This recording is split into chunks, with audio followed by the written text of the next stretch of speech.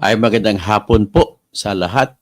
Pag-usapan po natin itong komplikado na bagay na isang bagay po na kinakabahan ng mga abogado ng biktima ng war on drugs. Na kinakabahan nila, tubig pa, na isang magiging dahilan na matatalo sila at madidismiss o mababasura ang kaso laban kay Duterte. Yan po ang pinaka-problema sa ngayon. Nais kong maintindihan ninyo kung ano ito. Although, nasa kanilang pagpasya, sa atin pa rin, ipagdasal pa rin natin na dapat mananaig ang katarungan. Ito po yan, ang aking isisiwalat sa ngayon. At huwag niyo po itong tingnan na isang may pinapanigang komento or analysis. Analysis lamang po ito. Una, magsasagawa tayo ng tinatawag na pag-set ng pangyayari. Pero bago ang lahat, nais ko muna babatiin kayo lahat ng isang magandang hapon. Alas 5:04 po ng hapon. At ito po si Toto Tirador ng bayan. Para sa bayan. At kahit hindi man tayo pinayagan ng COMELEC na tumakbo, ako po ay maraming naitutulong. At nais kong isisiwalat ngayong mamayang gabi, yun may sinampa akong kaso sa Supreme Court. Ang pakay ko po rito ay matanggal yung daya kagaya ng pandaraya na nangyari noon sa Smartmatic noong May 9, 2022 elections. Ipaliwanag ko sa inyo ng dandahan para maintindihan ninyo ang laban at gusto ko kayo ay magiging aktibo rin na nakikipaglaban para sa tamang halalan. Next, isisiwalat ko rin sa inyo pagkasunod na vlog ang aking banat laban kay Erwin Tulfo at pwede ko na sabihin, inaanunsyo ko na bukas po ay magsasampa na naman uli ako ng kaso na pagka-disqualify natin si Erwin Tulfo. Ito po ay sa kabila ng lahat, yung unang kaso ko ay binasura sapagkat po ay hindi ko nabigyan ng kopya si Erwin Tulfo. At kung bakit hindi ko siya nabigyan ng kopya, kasi yung binigay sa akin na certified true copy ng kanyang certificate of candidacy na galing sa COMELEC ay hindi po nila nilagay ang address ni, binura nila ang address ni Mr. Erwin Tulfo. So, at least may sampa natin ulit, kaya lang gastos ulit ako 10,000 at isa 500 piso. I have to pay for it. Pero kung gusto niyo akong tulungan, kumbaga nasayang lang yung unang pera na binayad ko na nagastos ko. Pero anyway, mas maganda pa na isampa ko na lang ulit. At kasunod, kung sana kung marami kayong ibibigay sa akin tulong, sampahan ko po isa-isa po na mga disqualification ang mga politiko natin na tumatakbo, lalo na po yung tinatawag natin na hindi katanggap-tanggap ang kanilang kwalifikasyon pero tumatakbo. Okay? Pero dito muna tayo papasok sa pag-usapan natin. Ang kay Duterte na kaso. Ngayon, may nakita po akong problema. Maaring ikaiiyak ito ng mga biktima ng karahasan, biktima ng war on drugs. At ang nangyari po dito ay kailangan natin tatalakayin sapagkat sinisisi ko po rito yung mga tao na kumakaso at sa kanilang patumpik-tumpik na dahilan ay nalalagay sa balag ng alanganin ang paghabol ng katarungan ng mga biktima sa war on drugs. May tanong si Ramilo Cardel, katoto, didiis ka na ba talaga? Hindi po ako didiis. Ako po ay nakatingin lamang sa kung ano ang tama sa batas at pinupoint out ko lang po ang mga diferensya sa batas na sa susunod ay hindi na nila ulitin. At dahil po sa kamali ang ginawa nila, malimit ang pinakamalaking trabaho ng pagkamali dyan ay yung sa ating pamahalaan sa gobyerno natin.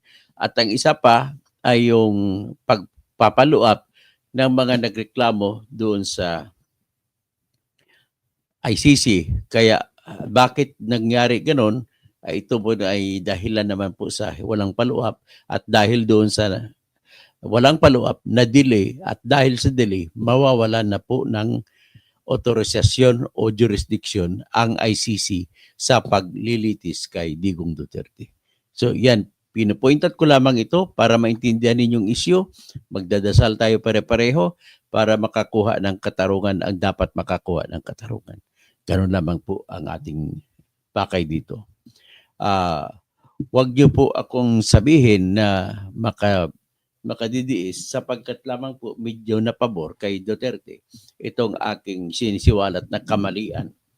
Ang kamalian ito po ay hindi naman ito ginawa ni Duterte kundi ginawa ng kamalian ng ating pamahalaan at ginawa rin kamalian ng mismo sila sa Office of the Prosecutor ng ICC. Sila po may pagkakamali. Okay, i-point out natin. Nais kong sabihin sa inyo, una, panimula tayo, na dito ko nakita na mas magaling pa rin ang mga Pilipino na abogado kumpara po sa mga International Criminal Court lawyers.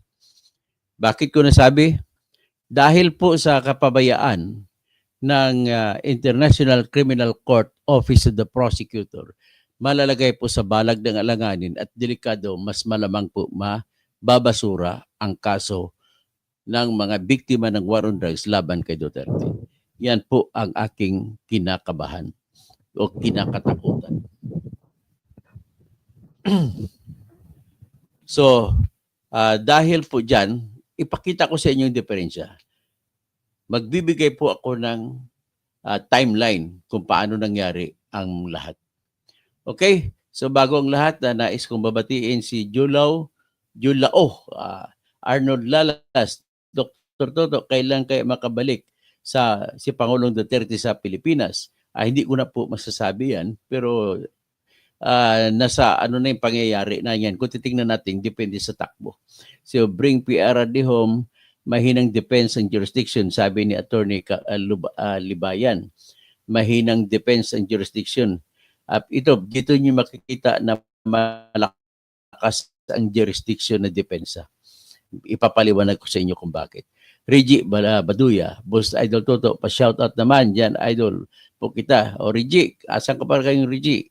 Andiyan ka pa ba sa Leon Ginto? John Berenguel, si Tirador, hindi yan DDS at hindi BBM, neutral lang siya. Naintindihan nyo ba? Balanse lang po ako kung ano pinakikita ko. Kayo na rin po magbigay ng opinion. Sa akin ito, opinion lang ito. Ha?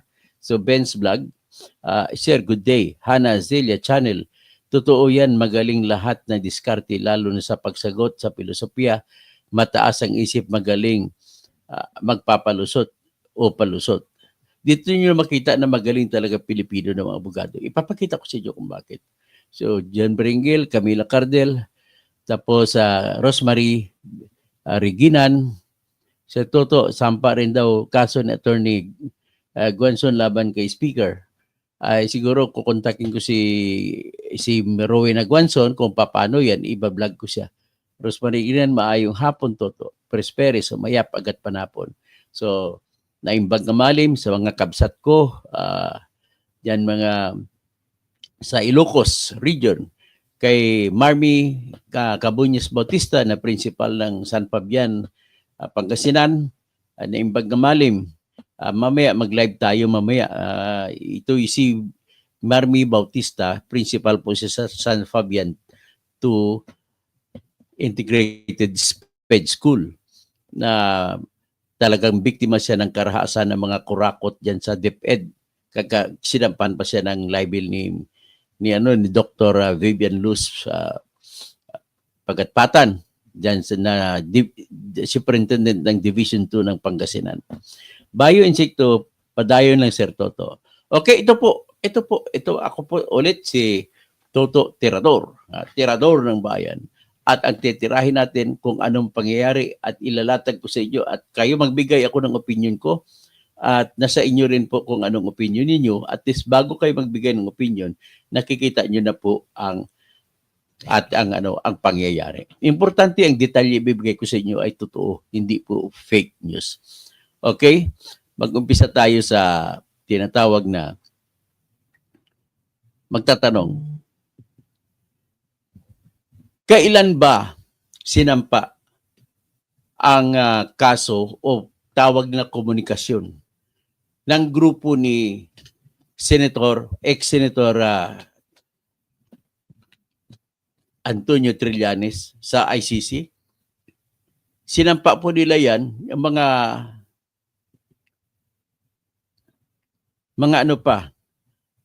February, bago mag-February 2018 pa.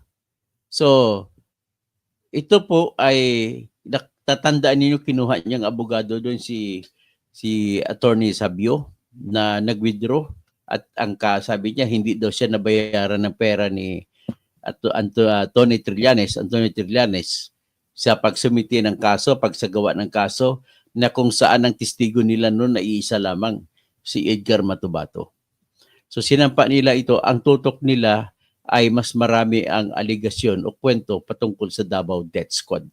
Kasi po si Edgar Matubato, sa nalaman natin sa kanya mga testimonya, siya po ay civilian at pumasok siya sa Davao Death Squad. Marami siyang pinatay para sa mga Duterte. Ganun po ang kanyang kwento ng buhay. At so pumasok dyan lately, huli na lang si Arturo Las Cañas na isang pulis na retirado na ngayon, SPO3 Arturo Las Cañas, na siya po ay nagsalita kung anong lahat ng mga pinapatay sa kanya, talagang siniwalat niya.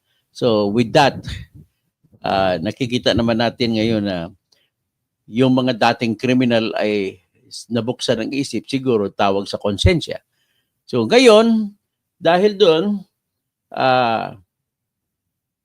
ay nagbukas sa isipan ng International Criminal Court na makialam sa Pilipinas. So bago ako magtuloy, nais kong batiin si Bernard Magtibay. So magandang hapon. Si Dr. Kausing, sabi ni Greenheart, pwede ba nasampahan ng kaso doon sa ICC sina Matubato Las Cañas dahil na record yung video na inamin nila, binomba nila ang mga mosque at pinatay din sila and they are after human right. Actually, pwede kayo magpadala. Ang simple lang po pag magsampa ng kaso sa International Criminal Court, hindi na po kailangan pa pumunta pa ron. Gumawa na lamang kayo ng salaysay at panumpaan ninyo sa prosecutor natin at pagkatapos po ay may email address naman sila. Bibigay ko sa yung email address ng International Criminal Court at iyon na po ang laman ng inyong reklamo at aasikasuhin na kagad ng International Criminal Court. At iniimbita po ng International Criminal Court kung mayroon pang ibang testigo na titistigo sa mga kasong war on drugs o sa pagpapatay ng Davao Death Squad, ay pwede rin po kayo mag-click. Ibibigay ko rin po yung tinatawag na email address ng International Criminal Court. Okay? Kaya para naman matutulungan ninyo kung ano ang paghahabol ng katarungan, mabibigyan ng katarungan ng lahat. So, Mario Villardison, magandang hapon po, Tuto Kausing. Mila R, hello po, attorney. Salamat po sa mga info ninyo, FW from Turkey. Turkey is the former Ottoman Empire, no? Ang daming OFW dyan. Arnold Lalas, Dr. Idol Toto, sayang sana isa ka sana sa naging abogado ni Pangulong Duterte. Anyway, ganito lamang po ang aking munang sasabihin. Bago ako tutuloy, nais ko lang banggitin na sinusuportan ko pa lahat ng OFW sa buong mundo. Lalo niya ng OFWs dyan sa Europe.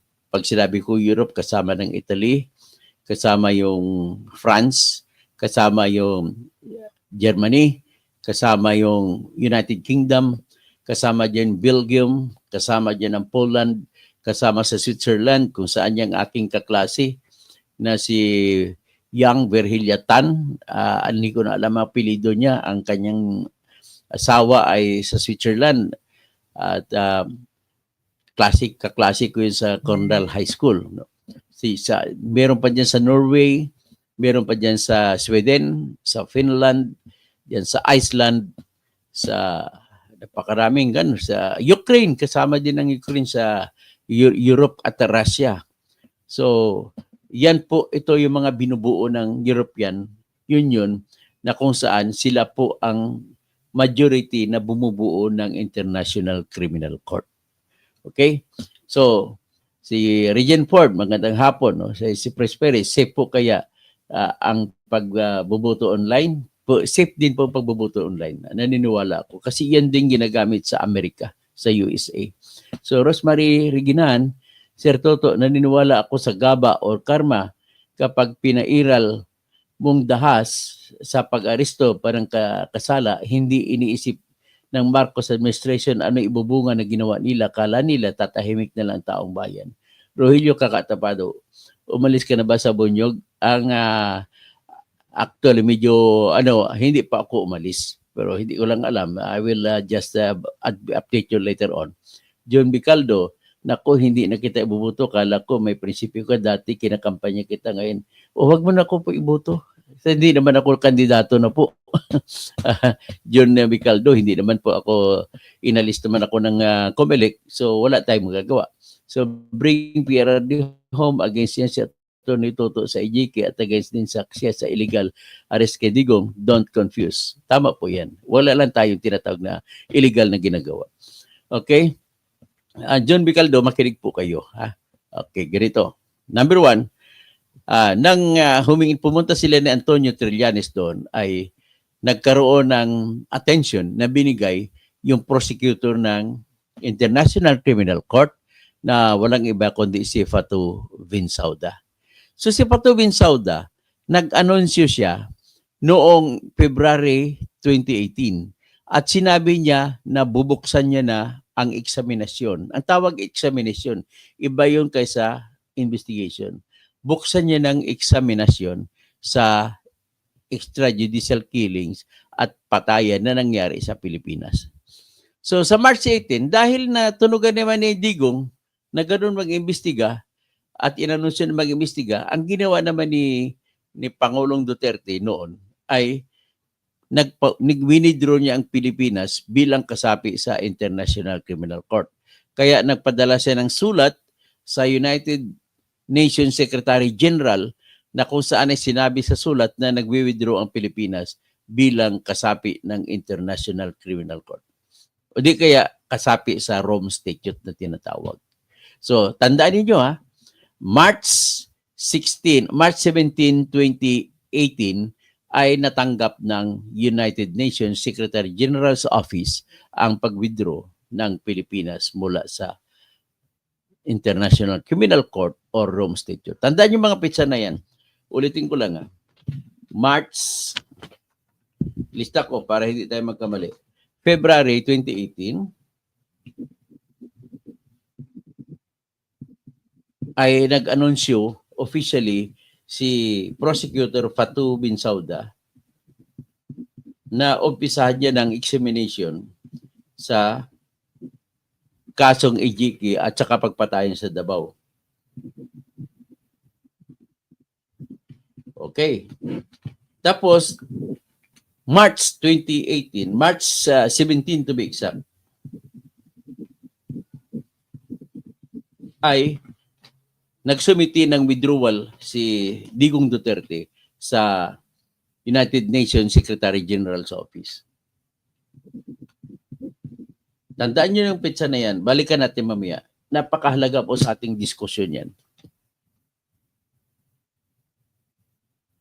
So, ang nangyari, kasunod na nangyari po ay March 17, 2019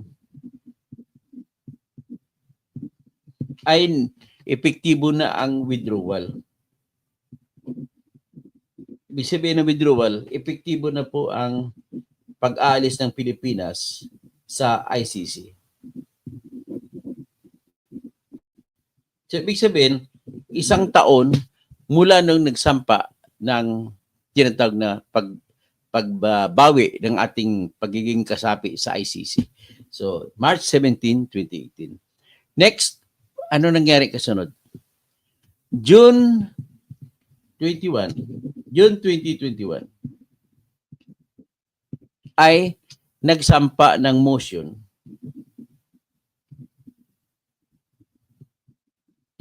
o application. Application ang tawag nila.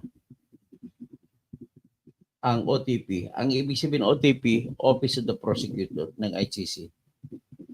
Na humihingi ito ng authorization na mag-imbestiga sa kaso ng Pilipinas.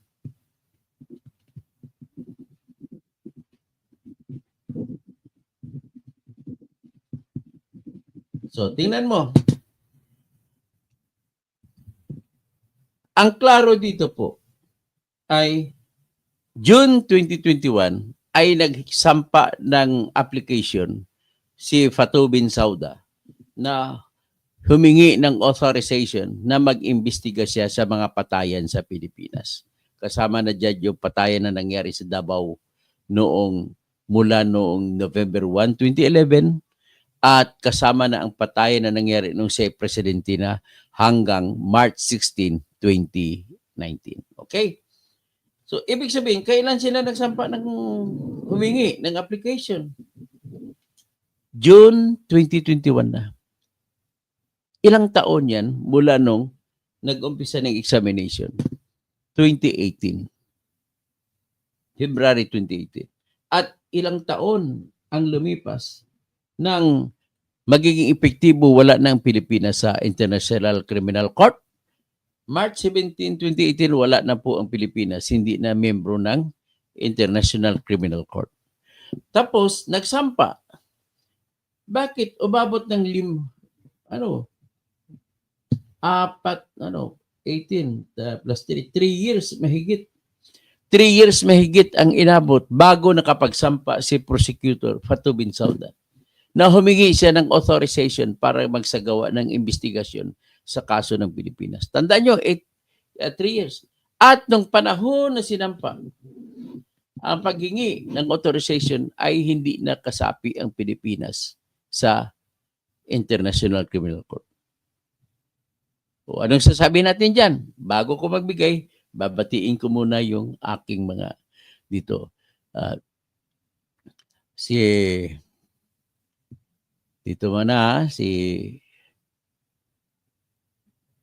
Batiin ko muna kayo.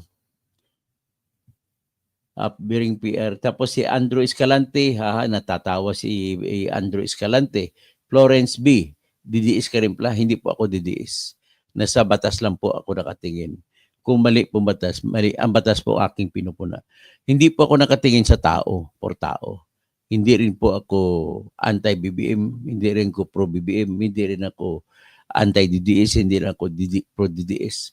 Hindi rin ako anti-Lini, hindi rin ako pro-Lini or whatever. Basta kay pro-batas tayo. Okay? Kaya toto tirador tayo. Tinitira kay Chino. So, Luisito Rojas, sir, baka pwede mag-resign si Soljen Guevara para haharap siya sa Senate hearing para mapatunayan niya na labag sa ating batas ang paghuli kay FPRRD dahil hindi na tayo membro ng ICC. Aluna dato, huwag kang matakot, attorney.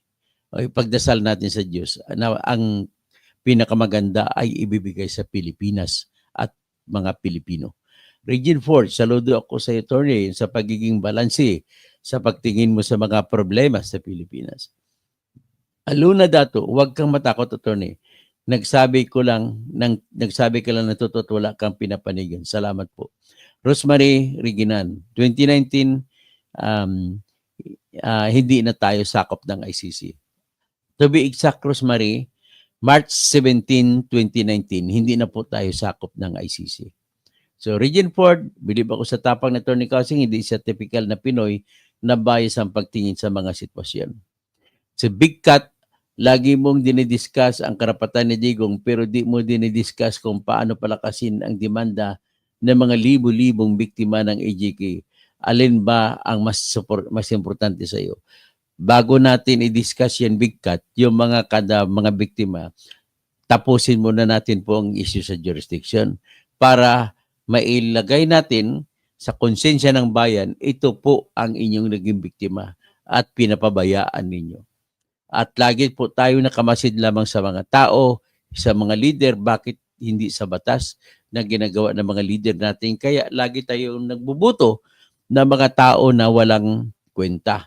Sabihin ko na walang kwenta, akalain mo Robin Padilla.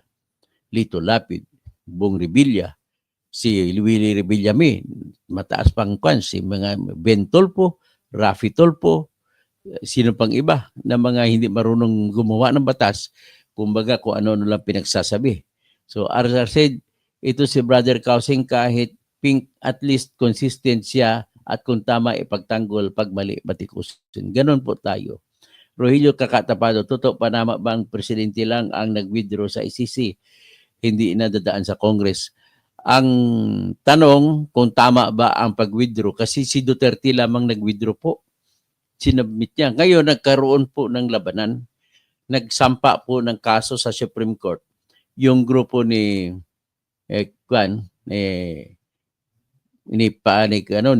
Kiko Pangilinan. So, nagsampa sila ng kaso laban sa liderato ng Senado.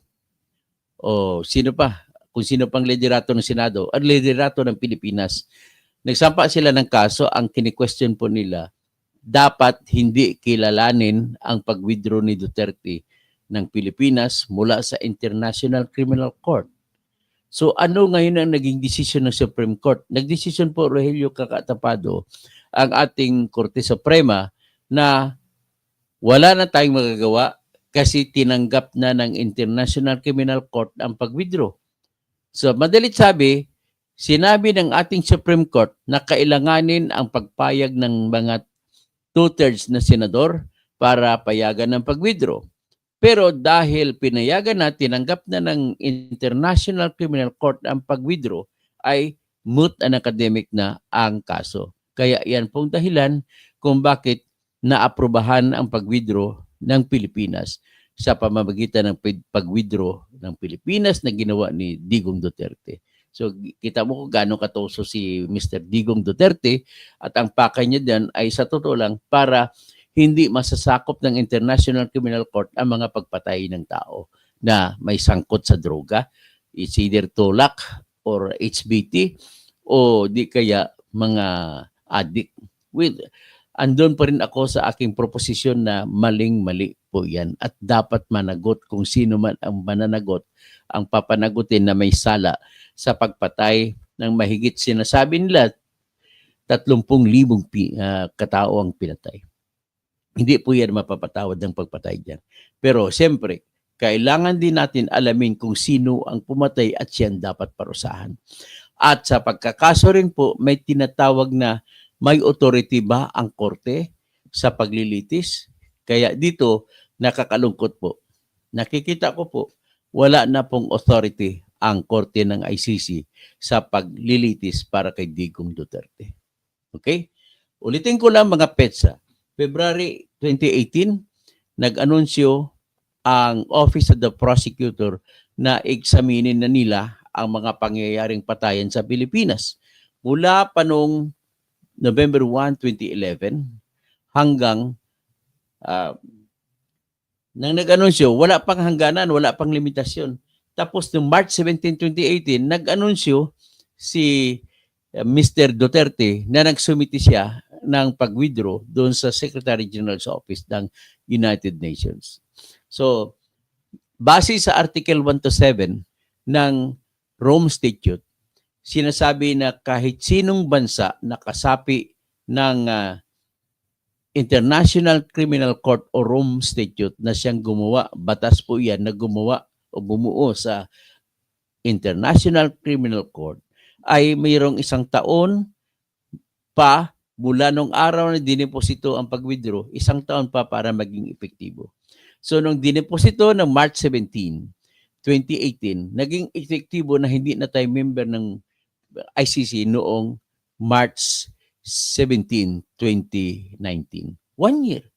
So because of that, after that, nagbilang ka pa ng 2 taon. March 17, 2020, March 17, 2021, 2 years, mahigit. At saka June 2021 pa nagsampa ng application si Ginang o si Binibining Fatou Bensouda na siyang prosecutor ng ICC. Nagsampa siya ng application sa pre-trial chamber ng International Criminal Court at hiningi niya ang authorization o kapangyarihan na magsasagawa siya ng investigasyon. So iba kasi sa investigation sa ICC kaysa examination. So magsagawa na siya ng formal investigation. Ito naman, noong September 2021, nagpalabas ng order ang ICC pretrial chamber na inaprubahan ang hiningi na investigation. Okay? Nung hiningi, inaprubahan, ano nangyari ngayon? So, ang tagal, nag-investigate. Pagkatapos, nitong huli, February 10, 2025. Ang layo, no? Bilangin mo. September 2021, magdagdag ka pa ng halos 4 na taon o mahigit 3 taon at kalahati ay saka pa lang nagsampa ng application para sa pagpalabas ng warrant of arrest laban kay Digong Duterte. Kita nyo ang haba ng panahon.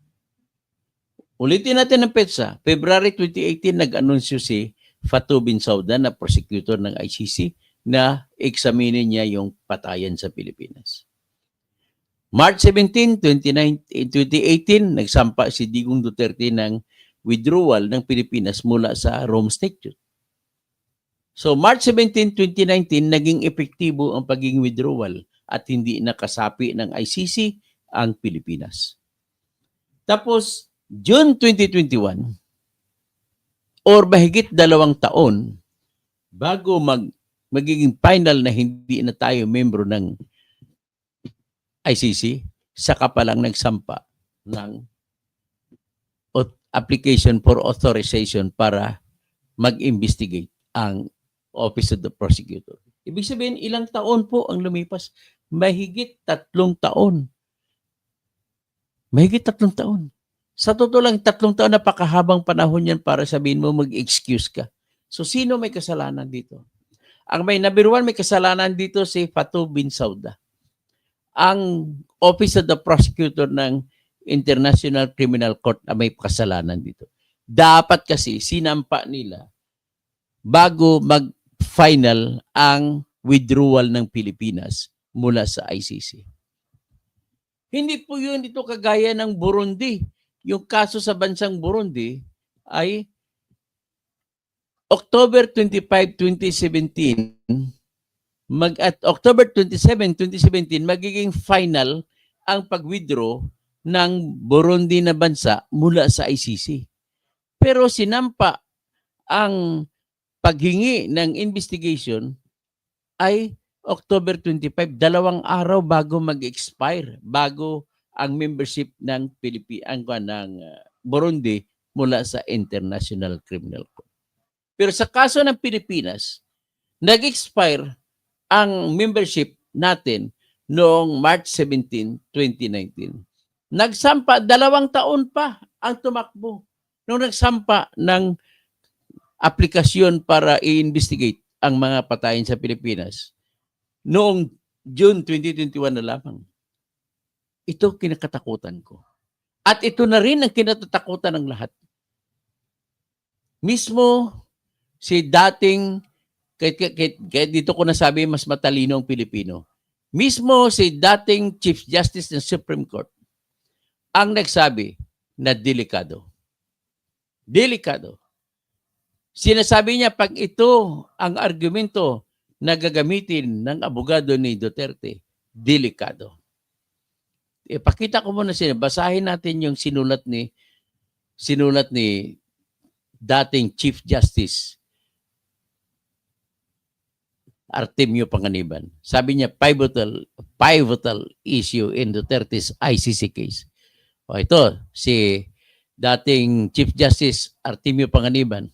Sabi niya, if Duterte and his lawyers can convince the ICC that the 2-year prescriptive period has been breached, he could be freed on a motion to dismiss or its equivalent pleading. On the contrary, should the ICC deny his motion or decide to defer consideration thereof till after trial on the merits, Duterte may be detained for many years before judgment could be reached. Yan ang sinasabi niya. Sa Tagalog pa, sinasabi ni Justice Artemio Panganiban na kung magsampa ng motion to dismiss ang mga abogado ni Duterte, delikado. Malamang pwedeng sabihin na mananaig siya. Ibasura ang kaso laban kay Duterte. Pero kung hindi man babasura, may isa pang opsyon ang International Criminal Court, which is huwag mo na desisyonan kung may authority pa ang ICC o wala na. Tanggapin mo na lahat ng ebidensya. At pagkatapos matanggap ang ebidensya, doon na lang sila magdidesisyon kung talagang wala ng jurisdiction or authority ang ICC sa Pilipinas. Naintindihan ninyo? O, ngayon, basahin ko muna kayo ulit ngayon, ha? Ito'y analysis ko lang ito. Huwag niyong sabihin na totoo yung aking analysis na mangyari. Ang sa akin lang ay kinakabahan ako. Kinakabahan po ako na madidismiss ang kaso laban kay Duterte. So, at least naintindihan ninyo ang ibig kong sabihin? O, si ano naman, balik tayo kay Florence, si John Micaldo bring against yan si Atty. Toto Sayjic. Tapos si Andrew Escalante, natatawa, si Luisito Rojas, sir, baka pwede mag-resign si Soljen Guevara. Kinakwento niya pala kanina yan. Aluna Dato, huwag kang matakot, attorney. Kay Rosemary Reginan, natawa ako sa comment, hindi ka na iboboto, hindi ka naman kandidato. Okay lang po. Sa 2028 po, ako, sino sabi hindi ko boto? Si John Micaldo. John, tatakbo ako po sa 2028 pagka-presidente po. Yun pa lang po ako tatakbo para wala ka ng pressure. Si Regine Ford, saludo sa iyo, Attorney Causing, sa pagiging balansi sa pagtingin mo sa problema sa Pilipinas. Si Dato Aluna, huwag kang matakot. Sabi Rosemary Reginan, 2019, hindi na tayo sakop ng ICC. Regine Ford, believe ako sa tapang Attorney Causing, hindi siya typical na Pinoy na bias ang pagtingin sa mga sitwasyon. Big Cat, lagi mong dinidiscuss. Okay, i-discuss po natin sa sunod ang AGK victims. At bagagawin nating rallying point, magdasal tayo na sana titingnan ng International Criminal Court ang karumal-dumal na nangyari sa mga biktima. At sana yun ang titingnan kaysa yung mga tinatawag na technicalidad. So, said, ito si Brother Causing kahit pink, at least consistent. Tapos Rogelio Kakatapado, tama na ang president. Tama ba ang president lang? Opo, yun nga kinikwento ko na pinayagan ng Supreme Court natin ang pag-withdraw. Pero sinabi ng Supreme Court na hindi pa rin nawawala ang obligasyon natin sa ilalim ng Article 127 ng Rome Statute. Si Austin Graho, yan, ka na naman Toto, gulo na talaga, hindi, Austin, makinig ka na lang po. Pare-pareho lang natin. Ito po yung katotohanan. Hindi po ito fake news. Sa Bring PRRD home, si Kian nakakuha hostisya within 1 year lang. Convicted yung mga polis. Yung 6K ang EJK victims, nagsampa sila ng kaso, baka 35% ay na-convict na. So, alam mo, sa totoo lang, mali doon, dapat sana kinasuhan lahat ng pumatay ng pulis. Problema lang, naging problema sa PNP. So, Iglesiero Cardona, watching from Tubungan, Iloilo, maayong hapon. Maayong hapon dira sa inyo tanan sa Iloilo. Mayad nga hapon sa mga kraya, mga kaparentihan sa akong Iloy, diyan sa Haniway, sa Kalinog, sa Lambunaw. So, Andrew Escalante, good job, Idol Toto. April J. Gandang hapon po. Rob C. Ano po ang argumento mo kung nasa ICC na si Duterte? Ito po sinabi ko na. Ang gagamitin po ng argumento. Ang siste, nalaman na po ng abogado ni Duterte ang itong argumentong ito. Nabasa niya na rin si Chief Justice Artemio Panganiban. Ang tawag ni Attorney Nicholas Kaufman sa argumento ni Chief Justice, sabi unique, kakaiba daw sa Tagalog, kakaibang argumento. Malamang gagamitin nila.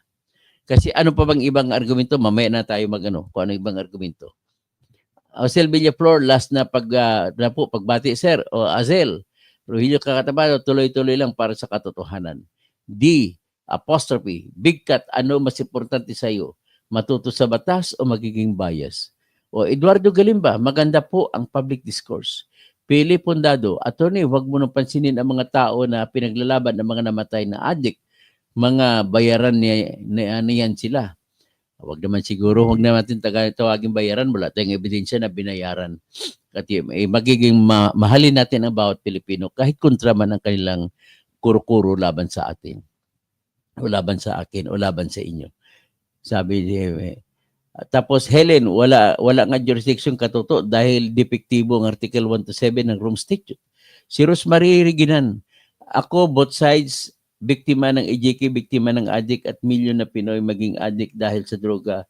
Huwag kang tumingin sa isang side lang, dapat both sides. Nakakatakot kaya yon kung may addict kang kapitbahay or member ng pamilya, di mo alam ang takbo ng utak.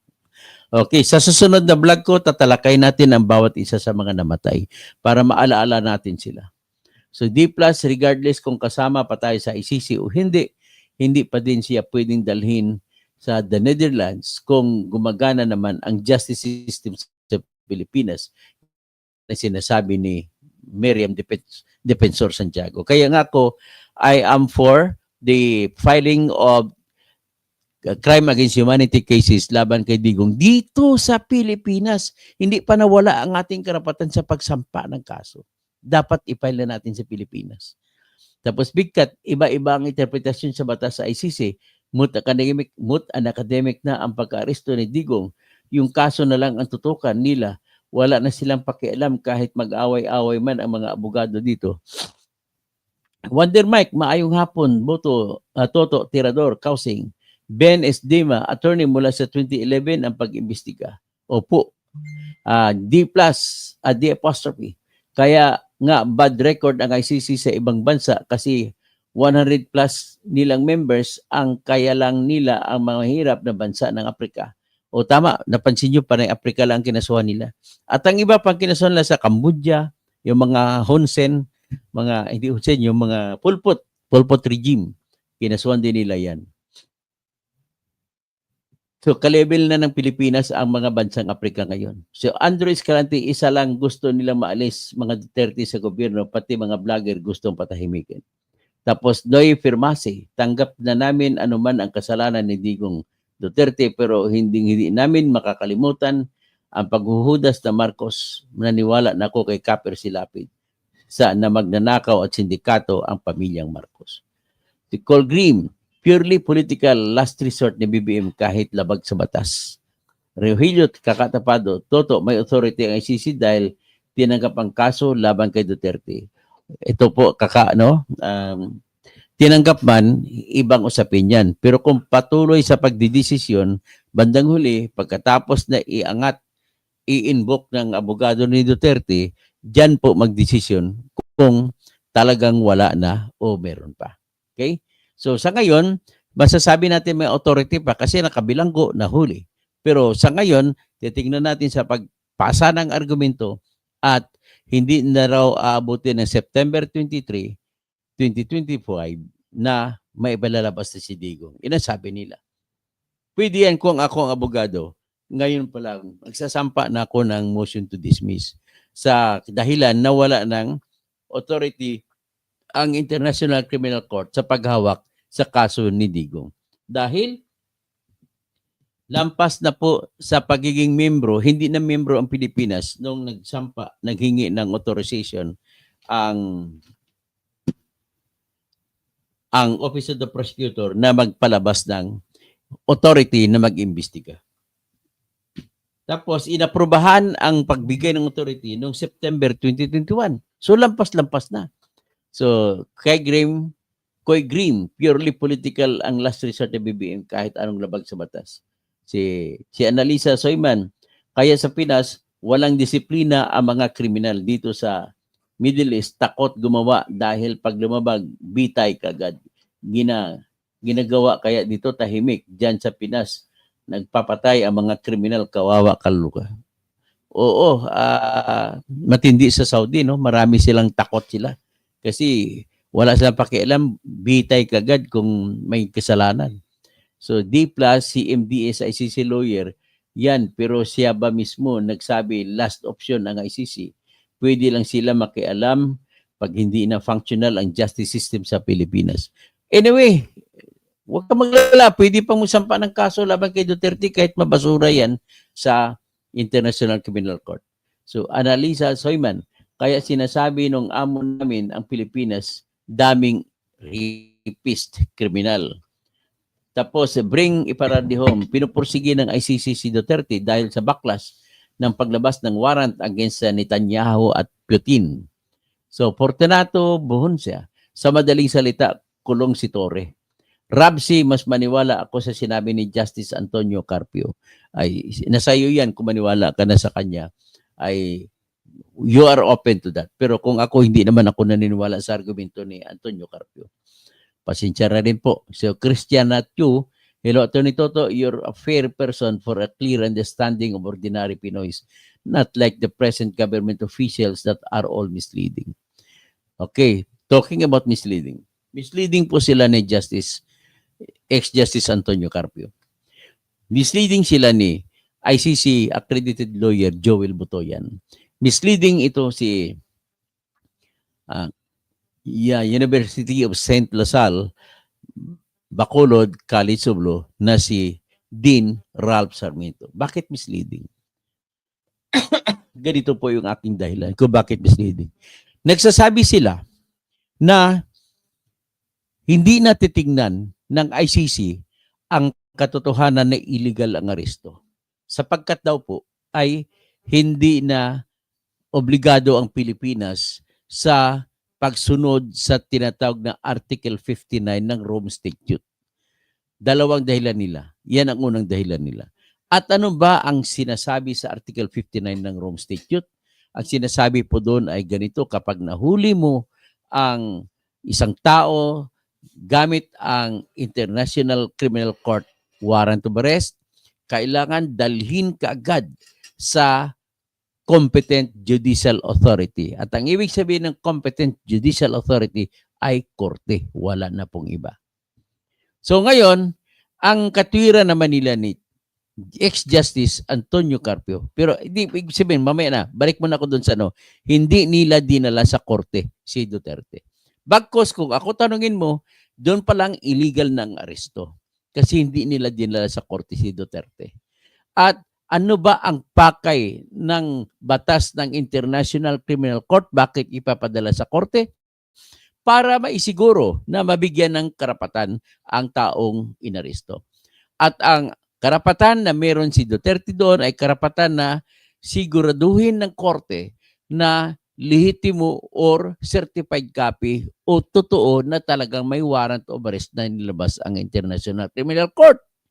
Pangalawa, siguraduhin na nakapangalan nga ba kay Duterte at ang inaresto ay si Duterte nga. So, kasunod, dapat bibigyan ng proper process. Ibig sabihin ng proper process, due process si Duterte.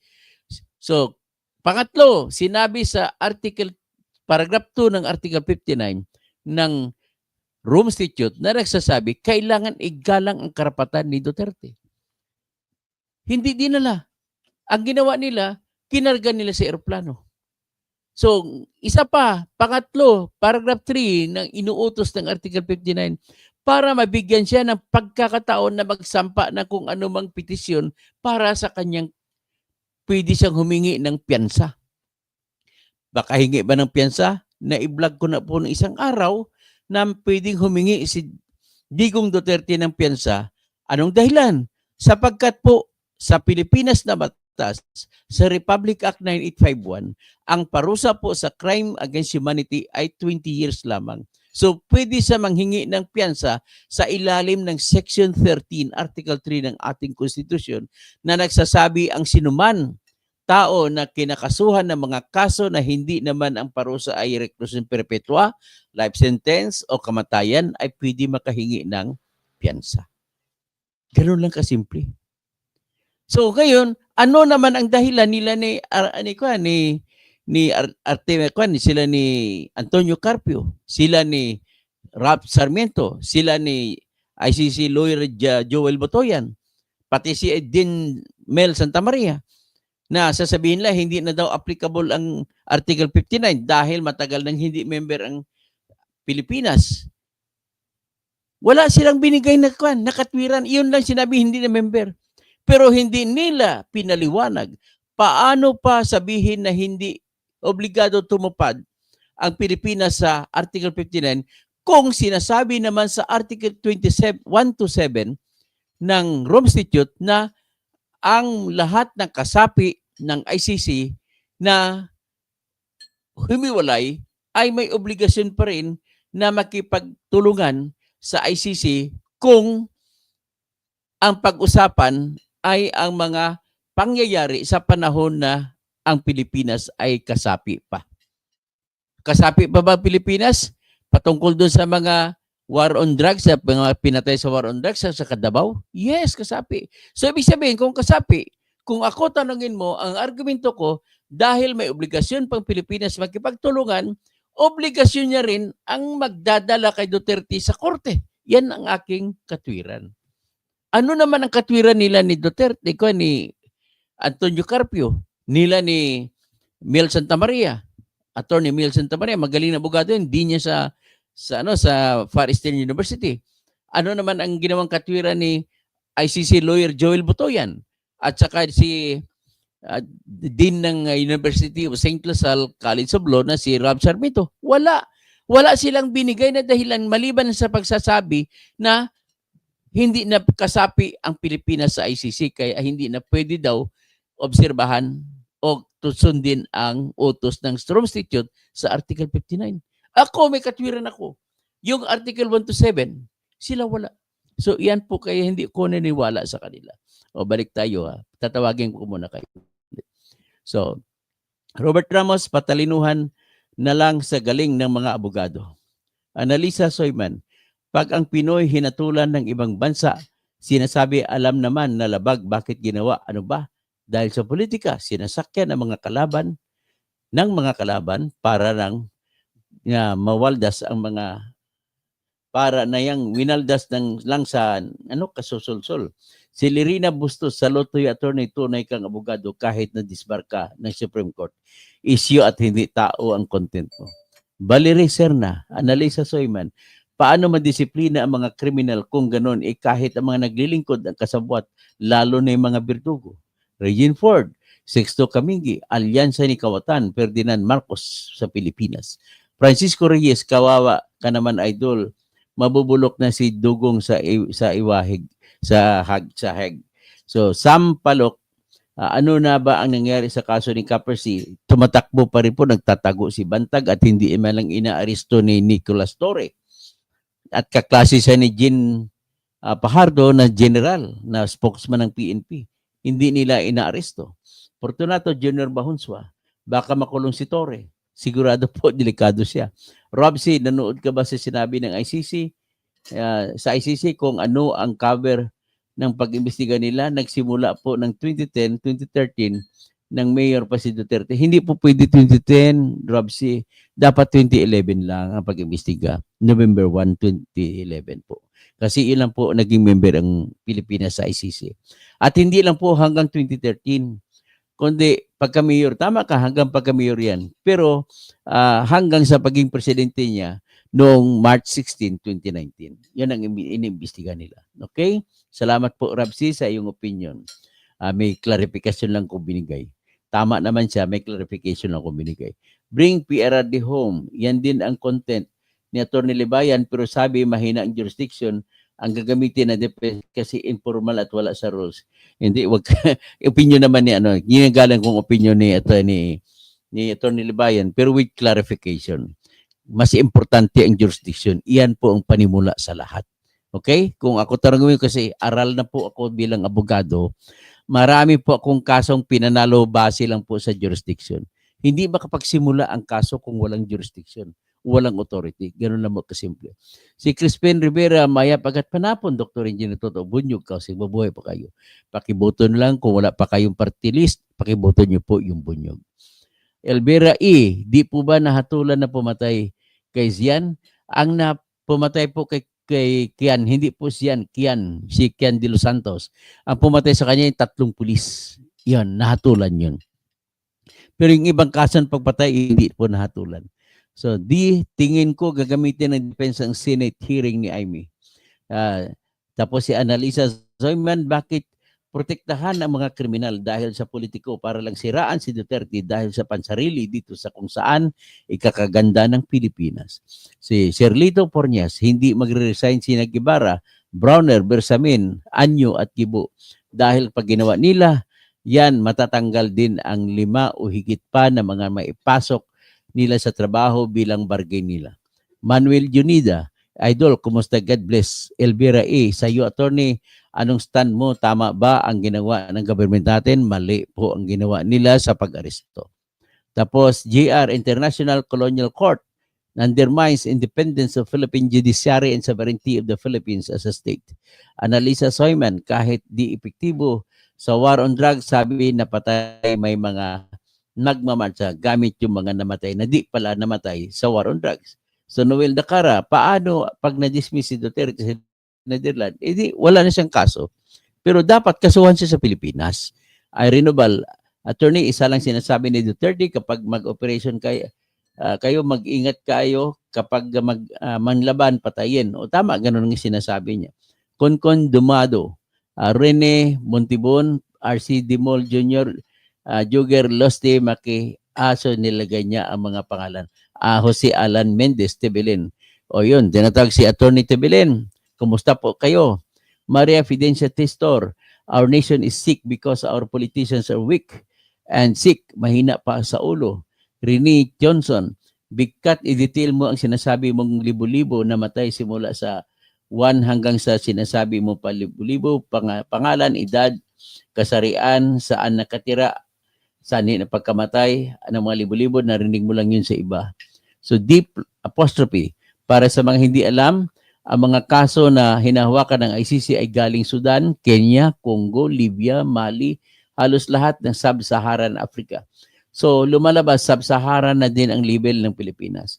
Rabsi, tanong mo po kay Richard Hidarian kasi mahilig siya sa Sub-Saharan. Rabsi, nag-issue na ng warrant sa ICC kina Putin at Russia, ng Russia at Netanyahu ng Israel. Kaya hindi natin dapat sabihin ng mahirap na bansa lang ang inimbestigahan ng ICC. Simulan, Annalisa Soyman, bakit puro Duterte? Dahil ang mga kalukuhan nila, balak nila si Duterte kung ang matapang na lumalaban. Kay Hen Talibenyo, wala naman po kasi sigurong kurap at mamamatay sa mga tao kung sa mga maunlad na bansa. Dante Gorgonio, both street PDP laban. Tapos Wonder Mike, napag-aralan na ni Attorney Nick Kaufman. At tama, sa tingin ko naman ay nakuha na, pati ako pinapakinggan siguro ni Attorney Nick Kaufman. Maria Fidencia Testor. Kaya sa election ito, lawyer mga iboboto natin at strong ang panindigan tulad ni Duterte Slat. Annalisa Soyman, dito sa Mid-East, walang involved na mga sariling pamilya, magulang, anak, lolo, pinat nirep ang mga sariling anak dahil sabog.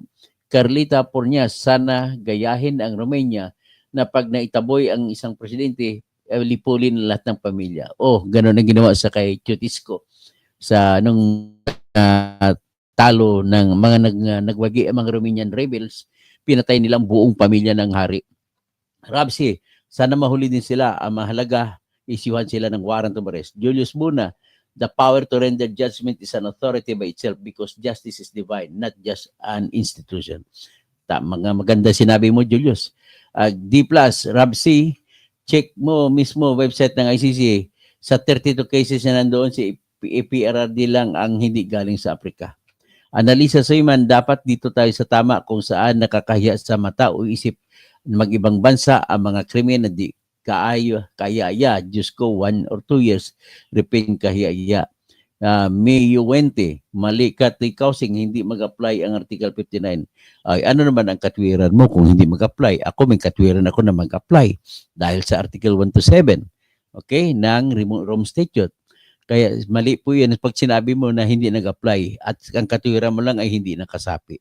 Tandaan ninyo, may obligasyon pa Pilipinas sa makipagtulungan. Kaya kailangan mo sundin ang Article 59. Rabsi, D+, ano masasabi mo sa ICC warrant? o baris kina Putin at Netanyahu. Adalisa Soyman, ang daming issue dahil pinatay ang kriminal. Kabubuhan naman kaming mga OFW, gusto namin na malinis na pangalan. So, Melio 20, D+, Rapsi, siguro, Estrella Lever. Yes, tama ka, Dr. Kausing. Illegal talaga. So, diretso muna tayo, pagpatuloy. So, ito na, ulitin ko lang, summary sa mga bagong nakikinig. Ang positioning ko rito na kinatatakutan ng mga abogado ng mga biktima ay madidismiss. Baka lang madismiss ang kaso laban kay Digong Duterte. Bakit po? Kasi ulitin ko lang, ay nawala na sa kasapi, hindi nakasapi ang Pilipinas noong March 17, 2019. At kailan sila nanghingi ng authority, yung Office of the Prosecutor, para imbestigahan ang kaso ni Digong? Ay noong June 2021, 2 taon pa nakalipas. Tapos, inaprobahan ang paghingi noong September 2021. Anong ibig sabihin nito? Ang sa argumento na sinasabi din basahin natin sinasabi ni Mr. Sino to, si Artemio Panganiban, sapagkat ang ginagalang na aksyon lamang sa investigasyon ay yung aksyon ng pre-trial chamber. So, ang aksyon ng pre-trial chamber ay nangyari lamang noong September 2021. At hindi na po kasapi ang Pilipinas sa ICC. Yan po, ganoon lang kasimple po. Kung ikumpara natin sa nangyari sa Burundi, kasi dalawa sa karanasan o kasaysayan ng ICC, 2 bansa pa lamang po ang nag-withdraw. Ang bansa ng Burundi yung isa. Sa kaso naman ng Burundi, noong April 2016, ay binuksan ni Prosecutor Fatou Bensouda ang preliminary examination. Noong October 27, 2016, ay yung presidente ng Burundi na si Pierre Nkurunziza ay nagpalabas ng batas na mag-withdraw sila sa ICC. Noong September 25, 2017, si Prosecutor Fatou Bensouda ay nag-apply ng authorization para buksan ang investigation. Tapos, inaprubahan ang paghingi ng authorization noong October 25, 2017 sa Burundi na kaso. Ang pag-expire sa pamamagitan ng withdrawal na magiging kasapi ng ICC ang Burundi ay nag-expire ito noong October 27, 2017. Sa makatwid, 2 araw bago mag-expire ay nakapagbigay na ng authorization ang pre-trial chamber ng ICC na mag-imbestiga. Kabaliktaran sa Pilipinas, ulitin ko lang. Sa Pilipinas po ay February 2018, binuksan ni Fatou Bensouda na prosecutor ang eksaminasyon ng mga patayan sa Pilipinas. March 17, 2018, nagsampa ng withdrawal si Duterte sa United Nations sa Secretary General's Office. Tapos, dahil doon, naging epektibong withdrawal noong March 17, 2019. So, hindi na tayo membro noong March 17, 2019 hanggat sa ngayon. Pero kahit hindi na tayo membro, saka palang nagsampa ng application or request yung Office of the Prosecutor na magkaroon ng investigasyon sa kaso ni Duterte. Ang ginawa niya, 3 taon mula nung magbukas ng examination. 3 taon mahigit. At mas lampas na ng 2 taon mula nung hindi na tayo kasapi ang Pilipinas. So, ibig sabihin, out of jurisdiction na ang Pilipinas nang nagsinampa yung request for investigation. At yung pag-aproba ng pre-trial chamber ay lampas na rin. So, ang tinitingnan dito, bakit na ba inaprubahan? Siguro, ang tatanungin natin, inaprubahan, i-discuss ko later on kasi 1 hour na tayo. I-discuss ko kung bakit naman inaprubahan at ngayon tuloy-tuloy pa ng kaso. Pero, ang nais ko lang sabihin, kinakabahan na po ang mga abogado ng mga biktima na madidismiss lamang ang kaso laban kay Duterte dahil wala na po silang authority ang International Criminal Court. Okay? 2 taon mahigit ang lumampas. Mula nang ito'y maging final na hindi na-withdraw, ay sinampa, humingi ng authority para mag-investigate. Pero all is not lost. Maaring mabaliktad, maaring titingin sa tinatawag na katarungan at hindi sa tinatawag na technical na aspeto ang International Criminal Court. Pero yan po, that remains to be a problem for the prosecution. Rapsi, hindi na dapat i-underestimate ang ICC. Alalahanin mo ang buong taong inapi na hindi nakakuha ng hustisya ang tinutulungan ng ICC. Hindi pa naman po completely natalo ang mga biktima kung sakasakaling i-dismiss ito ng ICC. Bakit po? Pwede pa rin isampa sa Pilipinas ang kaso. Meron tayong crime against humanity na batas dito, yung Republic Act 9851. Okay? At ang parusa dyan ay 20 years. Nakakarindi, no? Ilan ang pinatay? 30,000. Saka sakali mapatunayan sa claim nila 30,000 tapos 20 years ang parusa. Pero ang 20 years yung kada kaso na mapatunayan. So kada crime against humanity. So Dr. Kausing Greenhart, makita mo bang video ni Attorney Sabio na nag-withdraw niya as lawyer ng mag-witness si Trillanes at Dilema? O nakita ko po. Alam niyang gawa-gawa lang mga kaso. Well, hindi natin alam kung talagang gawa-gawa. Hindi naman natin nabasa yung kaso. So, Analisa Soyman, samantala lahat ng mga leadership, lahat ibang banyaga, love nila ang pagmamahala ni Duterte. Pero sa criminal, bakit ayaw natin? At John Rhys Sabade, International Humanitarian Law man daw ang ginagamit ni Secretary Remulla, attorney. Well, si Remulla is, pasensya na, Boyeng, you are the dumbest. Ang pinakawalang utak na nagiging Justice Secretary sa ating bansa. Nico Sedeno, sabi ni Mike Abbey na dumaan naman daw sa tamang due process ang paghuli kay Duterte. Mali naman to si Mike Abbey. Mike Abbey, huwag kang magsalita na ganun. Hindi mo nga alam, hindi ka naman abogado.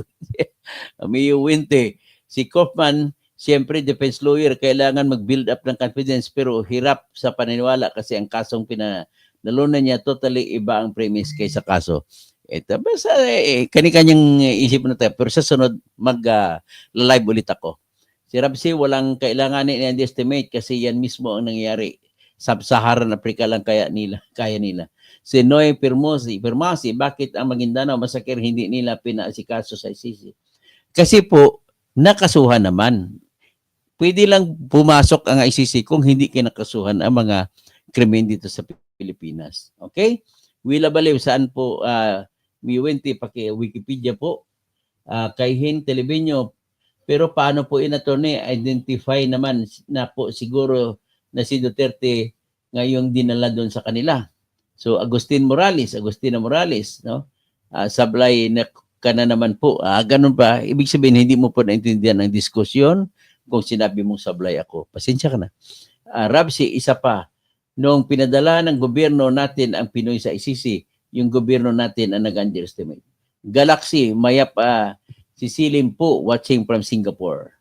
Okay. So, mayap agabang mayap bingi Katoto, may bingi na ba? O bingi na hapon, gabi na. May katoto, may kinalaman ba ang CIA at deep state sa pangyayari bansa? Pwede. Willa Baliw, katoto, mukhang sasapitin pa ni Senator Bato ang sinapit ni Perdi this April. Nagtatago na raw si Bato Sabi niya Noy Pirmasi kasi nasa tamang jurisdiction yan sa Pinas, pangyari sa Pinas din dilitis. Elvira sir, yung warrant of arrest hindi naman pala galing sa ICC kundi sa Pilipinas.